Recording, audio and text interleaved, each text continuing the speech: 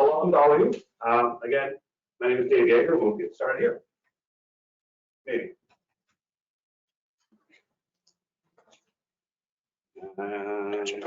Operator here. Yeah, probably. Yeah, it's been secured.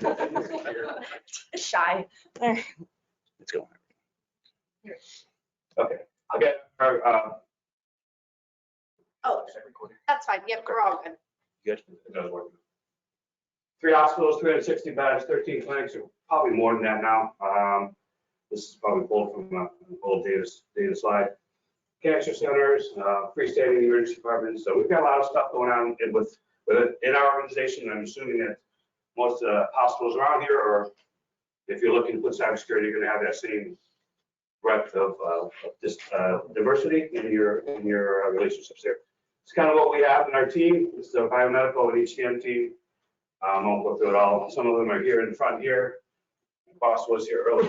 He already knows his stuff, so he walked out. Good. Oh, he's in the corner. I'm in the corner in the back. Okay, good. He's there.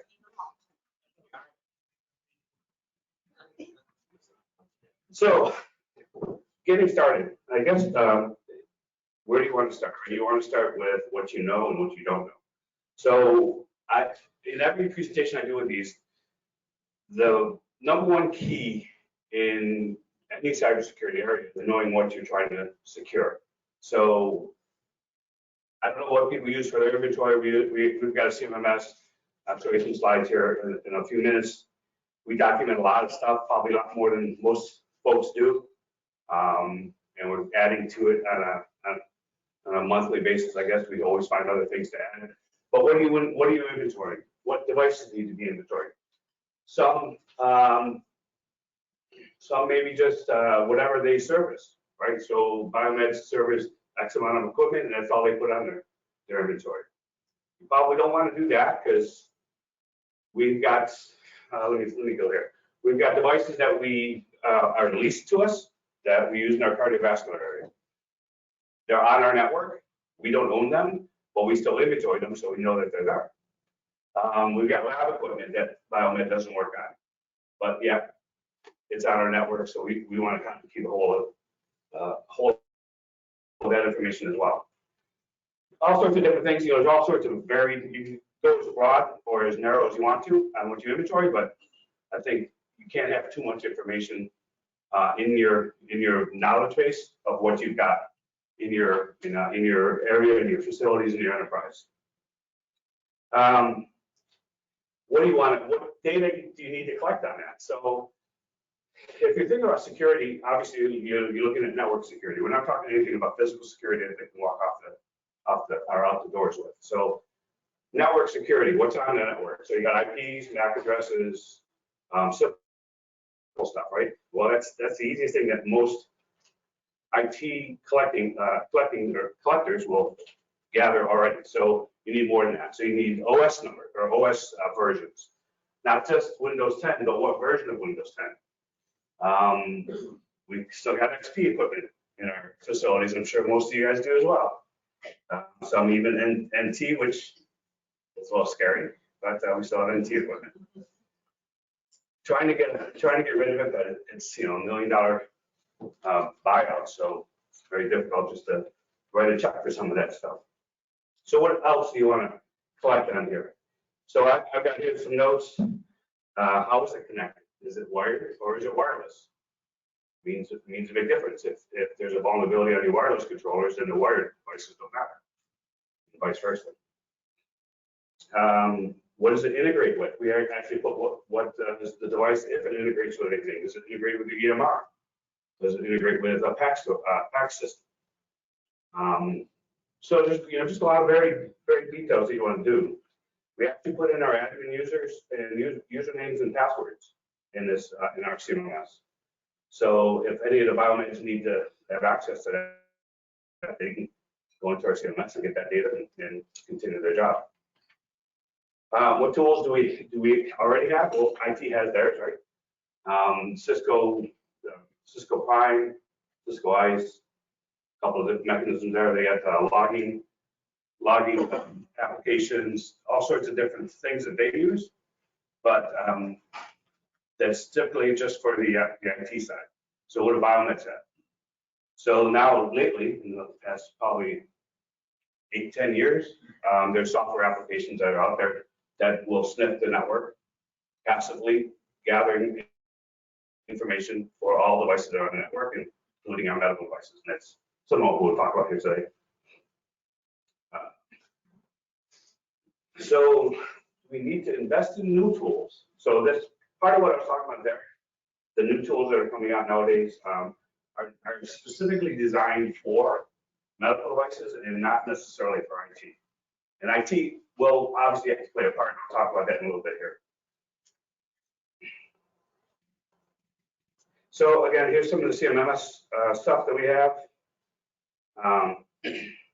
You know, just there's the DHCP. There's another key thing. On the access switches, it connects differently if it's DHCP versus a static IP address. You know, we put default gateway. We put probably a little bit too much information, but the MAC addresses are really key information. The OSs we put up here. You know, Windows 7 embedded standard. So you need to know what kind of version it is, because the embedded versions, people know what they are. Embedded usually strips away a lot of the off-the-shelf attributes to a OS. So it makes it a little bit more secure, just coming in that way. Doesn't have all the bells and whistles that you would need for a home PC on a medical device. And then again, is it network, and is there PHI? Are we protecting the PHI? Is there encryption on those? And if it's external, if it's something that we did, then we put the encryption data in there. So again, if a Biomed has to, or an HCMer has to rebuild that, then they have all the details they need right from there. All right, so is an IomT device needed? Is a discovery tool needed? So again, it depends on what I would assume that you guys are here because that's what your systems or what your manufacturers or your facilities are looking for. Some sort of discovery tool, medical device discovery tool. So yeah, I think you know, if we didn't have one, I wouldn't have a job. So how's that? Just leave it at that. No, it is necessary nowadays because the bad actors aren't going to stop being bad actors. So we need to kind of combat them as best we can.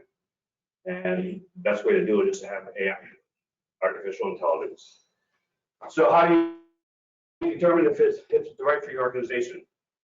So there's a lot of things interesting in that. So first off, you need to really understand what you want to do. What are you looking to protect? So if you're looking to protect medical devices, then you need to discover them on the network. You need to figure out where they are. You need to figure out what they're talking with. Are they talking with just the past? Or all of a sudden, is this thing talking to Japan or to Korea or to Russia? These tools can figure out all that traffic, and that's the best thing for it. What is the process to identify a tool that meets your needs? Again, what is your needs? You got to first off define what your needs are. Do you want utilization data on any of your devices? That needs to be part of your checklist that you present to a vendor that's looking to be a part of your organization. So research, I looked up some notes. Research. You got to figure out what you really want to do. Create a list and gaps that you need to address. So talk with your IT departments. Your IT departments know what they have and know what they don't have. They know what their gaps are, and just talk to them. Hopefully, you know, all the Biomeds here have good relationships with their IT departments. If not, I don't know how I can instruct you how to do that, but I would suggest that you do that. You know, as soon as you can, talk with your IT folks and try to get some sort of a collaboration going. So after you've done your research, ask for remote demonstrations from several vendors. I wouldn't just do one or two. I would do 4 or 5. There's a lot of them out there. There's probably 15, 20 of them now. Back when we were looking 4 years ago, there was about 6. So the space is growing, and just kind of look out there. There's enough tools, enough websites. There's vendors right across the hall here that'll be willing to set up a demonstration for you. From the demonstrations, you have a good idea on what you want, and then the next step would be is what I call as a proof of concept. Have them ship in a piece of equipment, attach it to your network, obviously with your IT department, and see what you start seeing. You'll be surprised at how quickly it gathers data and what data it does gather. And by the way, if anybody has a question, just at any time, just raise your hand and interrupt me. So identifying devices on your network, where they are and who they talk with. I kind of talked about that a little bit earlier. Are they talking to the TRAN or are they just talking internal? Then you can create some rules based on what data you do gather. So you decided on an application tool. So now what's next? Again, with IT's help, decide what facilities you're interested in gathering information. So it may not be all your facilities. You might have a facility that's just a call center. You need to watch the traffic from a call center. Probably not. But have a collaborative discussion with your IT folks and your security team on the IT side and see what they think that they want to, again, what are their gaps? They're going to know what their gaps are, and then you can figure that out. All right, so now that you've got your tool in place, you've got identified some stuff, now what? So now you're going to upgrade as much as you can, right? Try to get off the IoT software. Try to get off the XP. This is where the hill becomes a mountain. So when you start working with some of the vendors, it's difficult for them just to say, okay, yeah, I got a Windows 10 version. Let's go. Or even if they do have that, is there cost involved? Are you a contract customer or non-contract? There's a lot of variation in that. I'm not going to go into all that details. We'll be here for 2 hours. So protect, if you can't upgrade it, then the next step is to try to protect it. Right? So how you protect it? There's multiple ways you can protect it. You can put it in, as simple as VLANs, virtual LANs. You can put them in segmentation rules on your Cisco products. Or if you got other, NAC devices, then you can put it on there as well. Recommend replacing on the highest risks. So again, you want to do some risk scoring. A lot of things you can do here. Risk scoring would be a good thing to do as well. And all that means is and that'll go into a little bit of risk scoring application later, and NIST framework and stuff of that nature. But you apply a risk to each of your devices, and it's 1 through 10. 10's being bad, like protect it really quickly, or 1 is you got some good rules. So again, in risk scoring, there's some variable with your network. Your IT folks can help with that risk scoring as well. But risk score your devices, make sure that you understand what they are, where they are on that risk, and take appropriate action. So again, some of the other actions you can take is go into that segmentation process. So where it's I call it whitelisting. You whitelist what the devices can talk to and only talk to, and what only can talk to it. So in an instance, in a particular situation, we get CTs that are segmented. Well, we know CTs need to talk to our PACS systems and other CT scanners. They send images to and fro. So we limit that to do that, maybe a dose watch or a dose application. So we limit the network traffic to just those things. And don't forget remote access. They want to get into. So you just, you write a rule, you put it on your Cisco ICE. And now once that CT scanner based off MAC address attaches again to the network and gets those rules, and then it's limited, so it's segmented. Now nothing can talk to it. It's more secure than it was. And then regulate all devices coming in. Again, try to do a risk score before you put it on your network. If you can, get as much security data you can from the vendor. They're getting better at getting that information out to you guys, or out to us. Push them. There's a new MDS2 form that came out in 2019. It's 144 questions, a lot of questions that the vendor has to ask. And if not, 90% of it's security related. How can you harden the equipment? When we talk about hardening the equipment, it's based upon Can you encrypt the hard drive? Can you put a whitelist on it? Can you put antivirus on it? Can you put what malware, or a malware protector? You know, all those things. They answer all these questions. Al? Yeah, Jack. Do you get involved in the capital planning process and do those assessments proactively so that before you buy a certain device, you make a decision on what to buy based on what vulnerabilities exist and whether or not they're able to be remediated? Yeah, Lonnie won't let me get into that process. No, just kidding. That's always been our goal, and we're not there yet. I know we've kind of go up through the ordering process, the facility or the procurement process. That's where we report to. So trying to sneak my nose in there, that's the best place to do it. See, the problem with that, though, and you know this too, and I know it was a good question. When vendors come in and show bells and whistles to your doctors, you've lost the game. The game's already over. What we are trying at our facility right now, there's a handheld ultrasounds, you know, that some vendors have got out there. You know, they're just for point of care, quick looks, right? We're trying to do just that. We're trying to do our security posture before we get all our ducks in a row with IT before we even bring it to the physicians to see which ones they want. So it's a very key point. It's very difficult to get it, you know, to break up that process. It's been in place for how many years at all your facilities? Trying to get that, you know, you really want to be in there because you really want to be able to if you've got, best way to explain, you got two widgets that, you know, do the exact same functionality, and this one's running XP and this one's running Windows 10. It should be an obvious choice. If the XP version was shown to the doctors first and it meets their needs, they don't care. Doctors typically aren't going to care what OS is running, how secure it is. They always say, well, that's your problem. You deal with it, but I want it. So yeah, good question, Hal. I appreciate that. Just trying to get your nose in there is the most difficult thing to do. Maybe a few more breaches will help that along. Yeah. I might be looking for a job too, though. So now you hired. Okay. Yeah, so some other notes I had here. So this is a little bit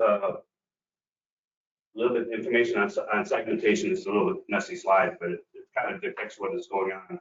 On the left-hand side there, you just see scattered IoT. You know, just they're on your network. You have no rules. They're just sitting there. Excuse me. So then what you want to try to do is, you know, I'm not going to go into too deep into the slide, but you kind of put what I was talking about earlier, you put some rules against it. You kind of organize them so they can only talk to what they need to talk to, basically. If somebody wants a boring discussion about this later, come see me. All right, so we'll get next. We'll give you some time. Any questions for Dave? We're taking my call. Yeah. How are you? Good. So are you able to track the current scale of the current right now? Server vulnerability, are you able to track whether the print servers are turned on using your IoT appliance there? Does it have that ability? We can't tell if services are turned on or not, no. You can tell they're actively talking. You can't tell if they're, yeah. So it would have to actively communicate across the network before it would be picked up. But immediately it would be picked up once it's communicated. Does that answer that? Yes. Sure. Okay, sorry. Since there are so many people, I will take that. What?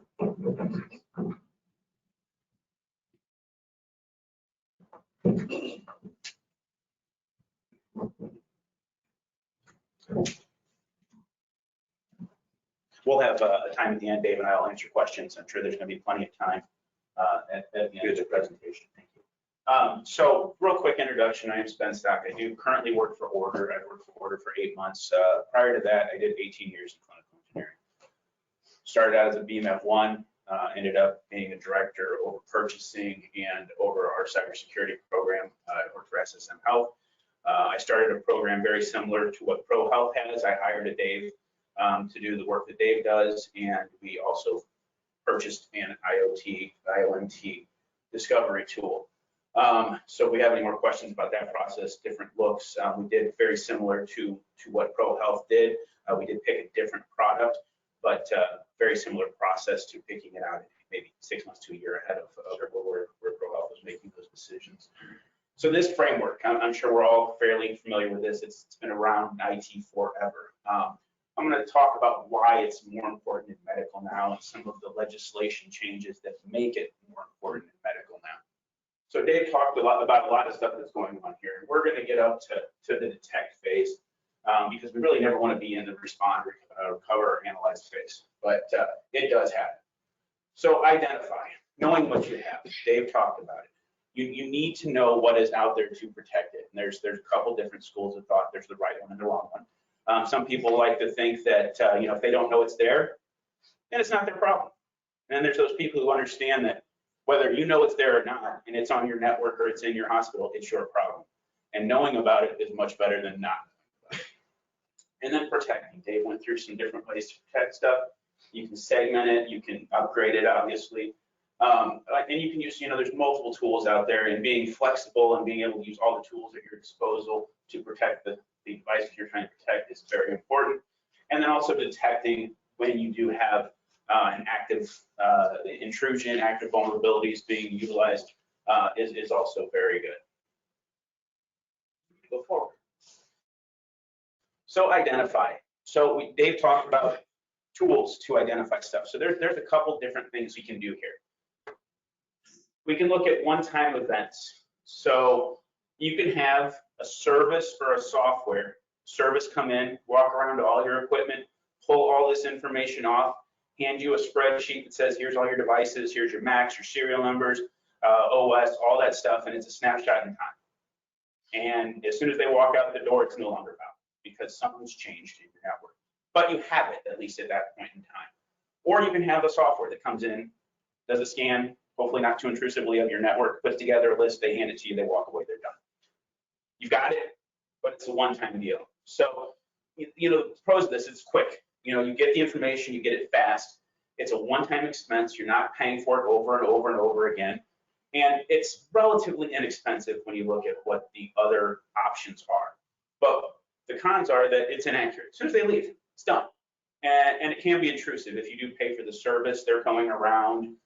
Maybe business hours, may not be business hours, but they're getting in. They got to take your CT down to gather this information. And you don't know what their expertise level is when they're going into that software, if they're going to have any adverse effects on it. So that's one thing to consider.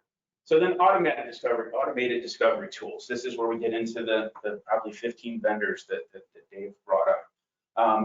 They're going to mostly passively monitor the network traffic and say, I know what this device is by its communication.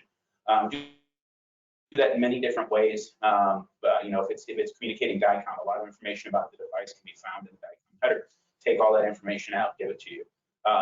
We can spend the whole presentation on that, so I'm not going to do that. So the pros on this is that these are quick too. You put it on the network, minutes you're going to start seeing devices. Within hours, you're going to have confidence in the information that's coming across the network. It has real-time updates. So when stuff changes, we're seeing a lot more devices in the medical field run DHCP. Didn't it?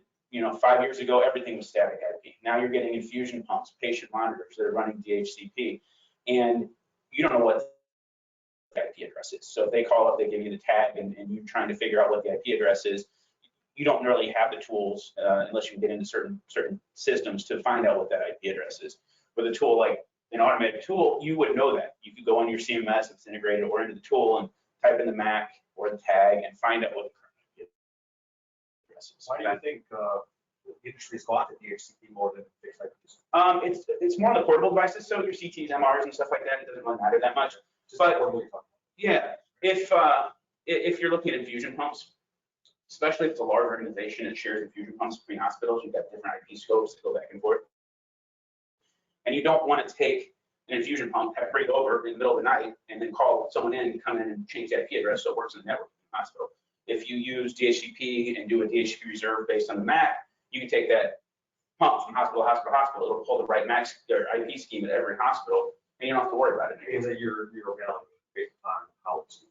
Correct, yeah, and some of them, most hospital systems now are going to want you to do a DHCP reserve if you use static IP, so that it's all stored in the same database, so you're not getting duplicate IPs and such. But I think the industry as a whole, except for those fixed devices, you're going to see it more, portable. If it's a DICOM, it has to be fixed for the most part at this point in time. But all those other devices that just HL7, your capsule style devices and stuff like that, they don't necessarily have to have a fixed IP. Fixed devices or fixed IPs? Yeah, and we went through an IP scheme change, and you had to go touch every single device. If you were DHCP, you make changes. This MAC range gets these new range IP addresses and walk away. It's much simpler than what we had to do. So devices and identify new devices. So with the automated discovery tool, anything new comes on the network, you're going to know what it is too. It's a one-time event. It's new. You're going to have them come in and do it again. So some of the downfalls, it can be expensive. Just depending on what your vendor is and the level of service that you're looking at, it can be expensive. It's an ongoing expense. It's going to be a monthly fee generally, or a yearly fee associated with it. And it does require some maintenance. It requires a person to take care of it. This is where a lot of the downfalls come with these systems, is they put them in, they think it's the solution, we're done, and no one takes care of it. And it just gets full of junk, and your guest network overruns it. And you really need someone that cares and takes care of the system, kind of like your CMNS. You can't just let it run wild. And then the other one is to utilize some of your own resources. You can have, your technicians walk around when they're doing PMs, gather the information on the devices, or you could have an actual event where if you want to go out and get this. It's the least expensive, but it's the most intrusive. It takes away from what your technician should be doing, which is maintaining equipment. So, and this goes back to the same inaccuracy. As soon as you get it done, it's inaccurate. It can be intrusive. They're going in if it's not on the PM cycle. And it takes away from their daily tasks, and it's significant time to complete. So it's not you get done one day, a week, and you're done. It's 6 months to a year, depending on your PM cycles. And then some of these pieces of equipment don't even get PMs. If it's a vendor supported piece of equipment, then you're gonna have to make special arrangements to get that information from the vendor. Any questions for me? So protect, Dave got into this a little bit, but we'll dig into it a little deeper from different direction, kind of. You need to have policies. You need to think about this stuff ahead of time. Your policies need to outline how you're going to respond to events. So IT sees an event and they see it's a medical device, and generally they freeze at that point in time. They don't know who to call.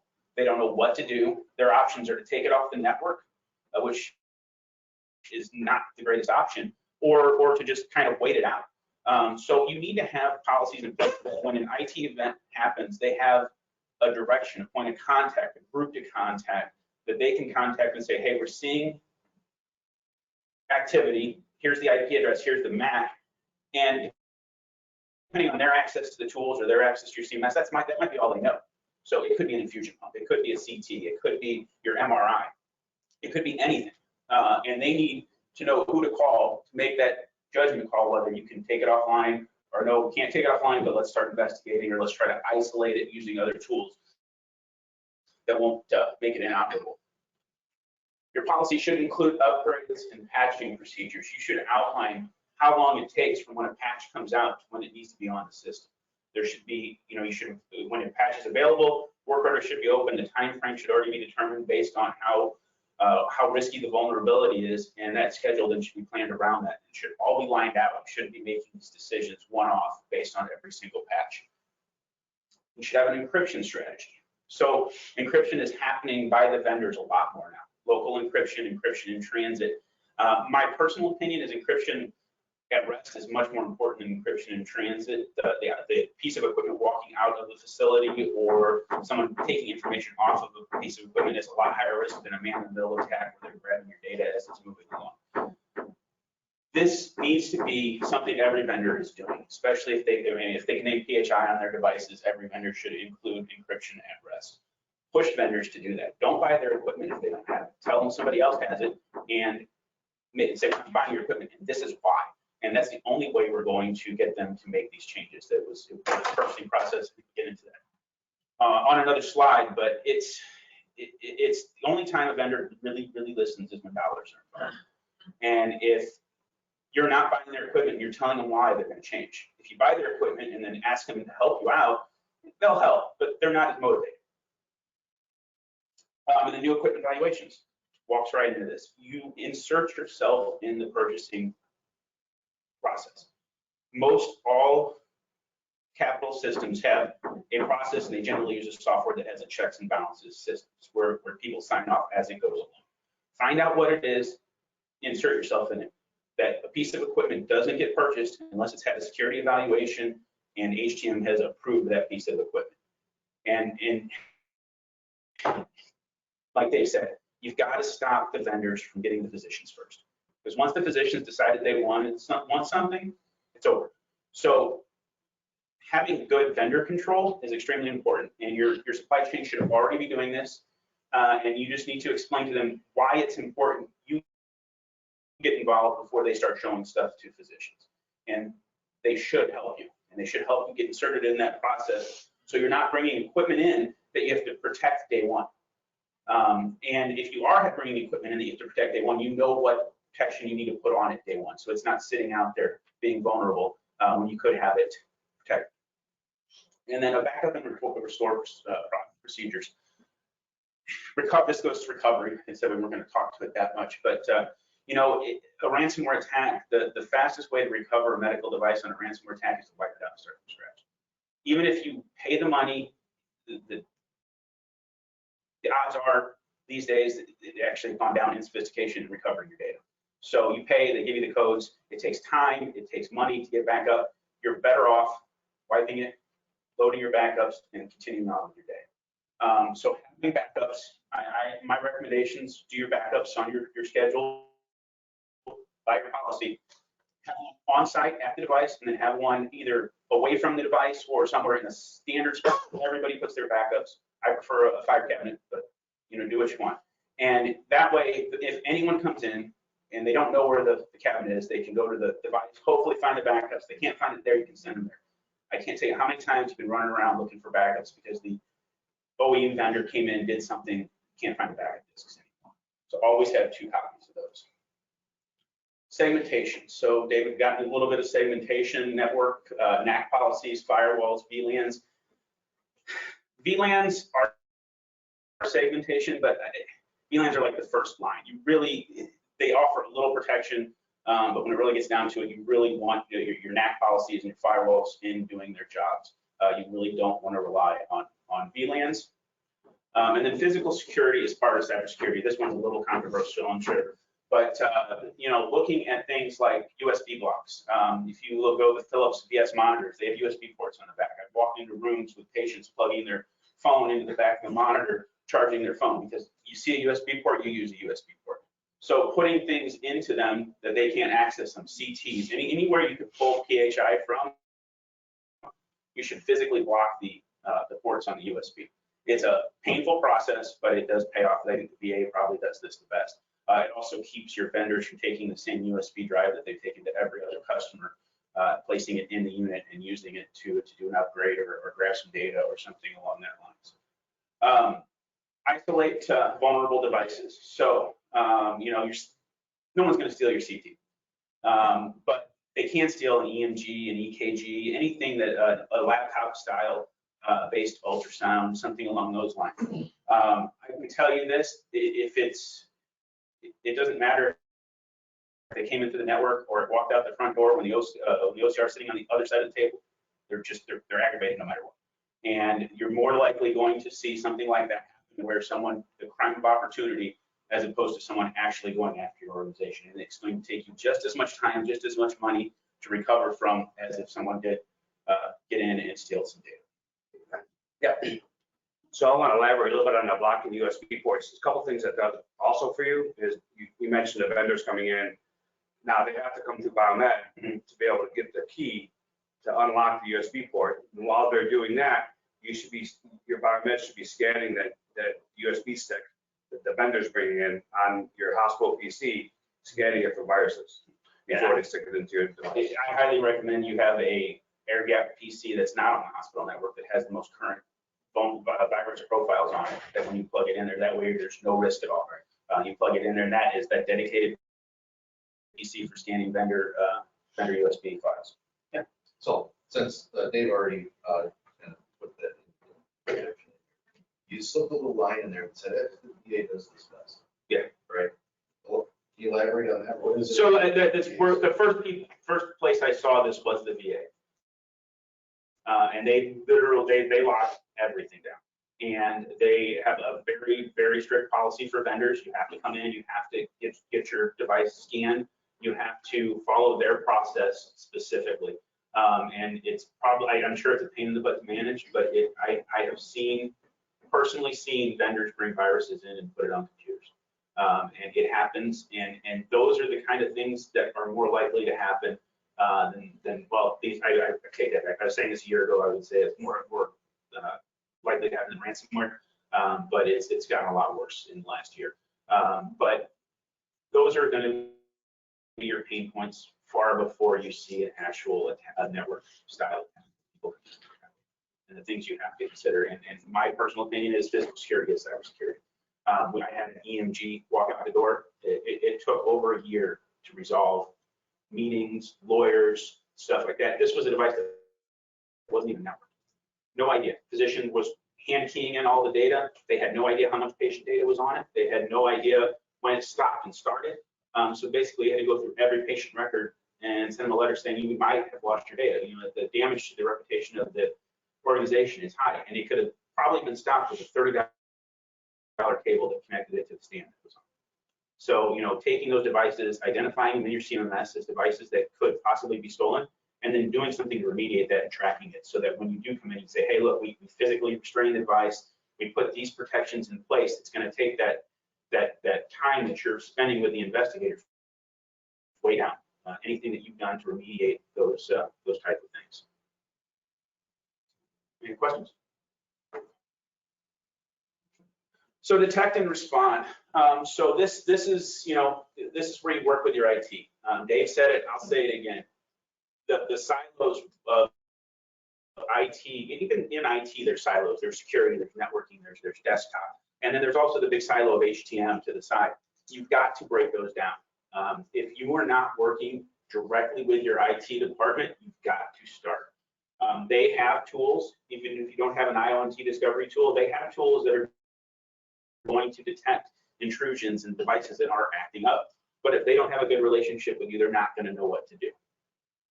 Outline, we talked about this already, outline a clear communication process so that if a threat is detected, they know where to go, who to talk to, and what to do. And then be part of the solution. When they come to you and say, we see this, don't blow it off. You may think it's nothing. You may think it's you know, oh, they're just being a pain in the butt again or something like that. Take the time to work with them to figure out what it is. It's going to help that relationship. And if they understand that when they call you, you're going to take action, they're going to call you. They think that every time they call you that you're just going to blow them off, and they're going to stop calling you. And that's when stuff like your CT and your MRI get taken offline because they didn't know what to do. And they just took a guess. And then build a relationship with their IT department. And then time is your biggest enemy. So having those clear-cut communication paths at the beginning saves time. They are not going through trying to figure out who to call, why to call, and when to call them. They know, you know, the process, and the quicker you can start taking action, it's going to lower the impact on your organization. So that's all great, but how are we going to pay for it? Who was thinking this already? Okay, so government's helped us out here. You know, that's the only time you're going to ever hear me say that. But there has been some really good work on this one. So this one's old. You know, this is what got our EHRs going. You know, that there was some information in here on what happens if there is exposure, if you lose EPHI, and they outlined you know, violations, levels of penalties, and so forth. But it was very tricky to navigate. It was, you never really knew, and they would come in for one intrusion, and it would be this penalty, and you have one that looked exactly the same, and the penalty's way up here, and no one really could tell why. So January 5th, they signed this. We've seen this yet, or is this new to anyone? So this outlines, you know, kind of put some guidelines around the mitigation fines, and then the second one there, early favorable termination of audits. So they've come in and they said, if you if you can demonstrate for the last 12 months that you've had a program in place where you're using the NIST standards and you are taking cybersecurity seriously, we're going to look at that favorably when we come in to investigate the event. It's Public Law 116-321. If you want to Google it, it'll come right up.